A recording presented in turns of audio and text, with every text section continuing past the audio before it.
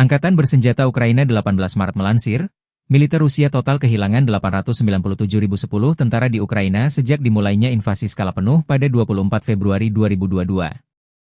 Jumlah ini termasuk 1.560 korban yang diderita pasukan Rusia hanya dalam sehari terakhir. Angkatan Bersenjata Rusia juga kehilangan 8 tank, 20 lapis baja dan infanteri, 42 sistem artileri, 149 drone, dan 107 kendaraan tempur dan pengangkut BBM dalam 24 jam terakhir. Menurut laporan staf umum Angkatan Bersenjata Ukraina tersebut, Rusia juga total kehilangan 10.352 tank, 21.509 kendaraan tempur lapis baja, 40.892 kendaraan dan tangki bahan bakar, 24.640 sistem artileri, 1.319 sistem roket peluncur ganda, 1.107 sistem pertahanan udara, 370 pesawat terbang, 331 helikopter, 29.616 pesawat tanpa awak, 28 kapal dan perahu, dan 1 kapal selam. Dari kubu Rusia, pesawat taktis operasional, kendaraan udara serang nirawak, pasukan rudal, dan artileri grup pasukan Rusia menggempur fasilitas militer lapangan udara, pusat pelatihan pilot UAV, serta kelompok personel dan peralatan militer AFU dan tentara bayaran asing di 159 wilayah. Sistem pertahanan udara menembak jatuh 2 bom udara berpemandu jam buatan Amerika Serikat dan 177 kendaraan udara nirawak sayap tetap.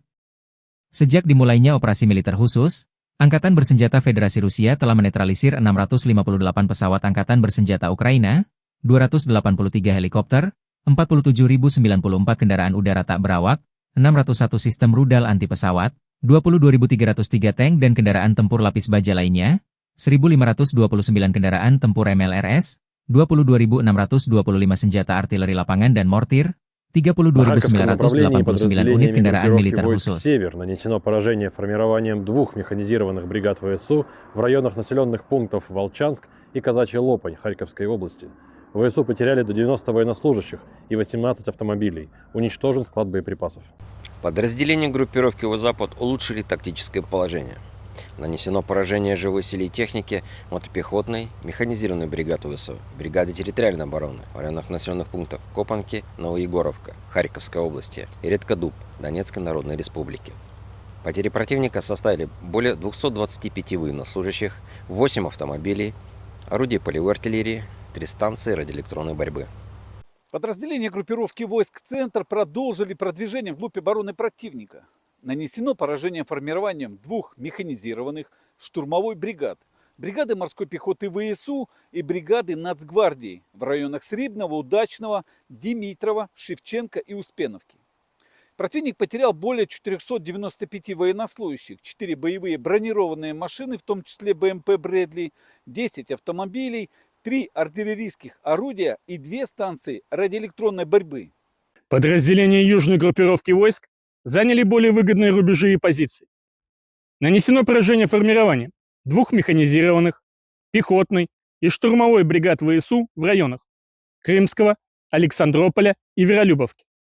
Потери ВСУ составили свыше 190 военнослужащих, 2 автомобиля и орудия полевой артиллерии.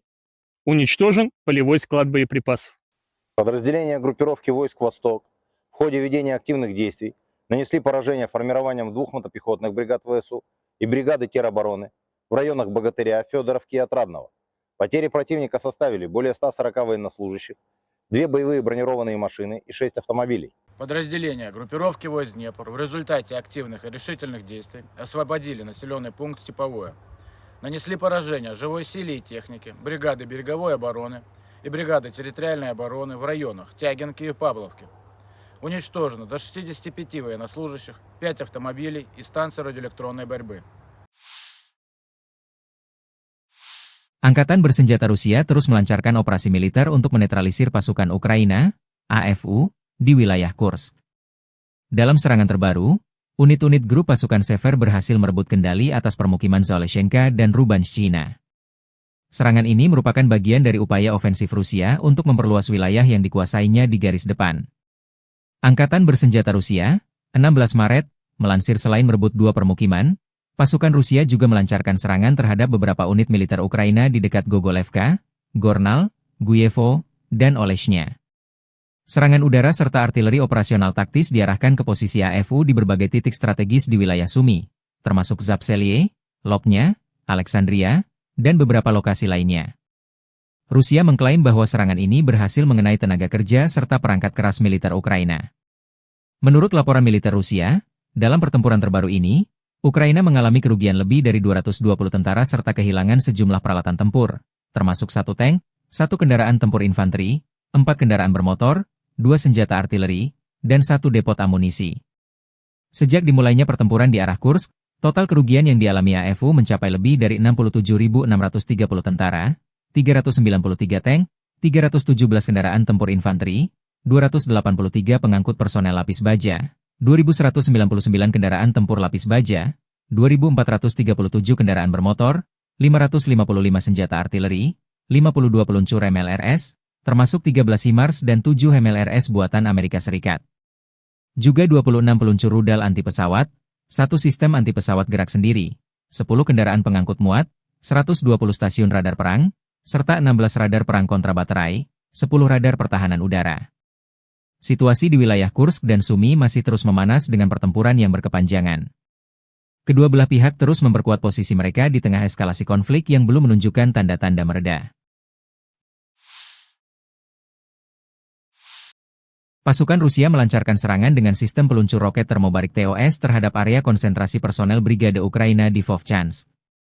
Serangan ini diklaim menghancurkan posisi lawan secara signifikan, mengakibatkan kerugian besar bagi pasukan Ukraina di wilayah tersebut. Vovchansk menjadi salah satu titik pertempuran sengit dalam konflik yang terus berlangsung antara Rusia dan Ukraina. Dengan penggunaan senjata berat seperti TOS, Rusia berupaya menekan pertahanan Ukraina dan memperkuat kendali mereka di garis depan. TOS-1A, Sonsepek, adalah sistem peluncur roket multibarel milik Rusia yang dirancang untuk menghancurkan benteng musuh, kendaraan lapis baja ringan, serta personel di area terbuka maupun tertutup. Senjata ini menggunakan roket termobarik yang menghasilkan ledakan besar dan gelombang panas tinggi, membuatnya sangat efektif dalam pertempuran jarak dekat. Dengan jangkauan tembak sekitar 6 hingga 10 km, TOS-1A dipasang di sasis tank T-72, memberikan perlindungan tambahan saat beroperasi di medan perang. Keunggulan utama TOS-1A terletak pada daya hancurnya yang luas, mampu melumpuhkan area hingga beberapa ratus meter persegi dalam satu kali serangan. Sistem ini dilengkapi dengan 24 tabung peluncur yang dapat menembakkan roket secara bertubi-tubi dalam waktu singkat. Senjata ini telah digunakan secara luas dalam berbagai konflik, termasuk di Ukraina dan Suriah, membuktikan efektivitasnya dalam pertempuran perkotaan dan medan berat.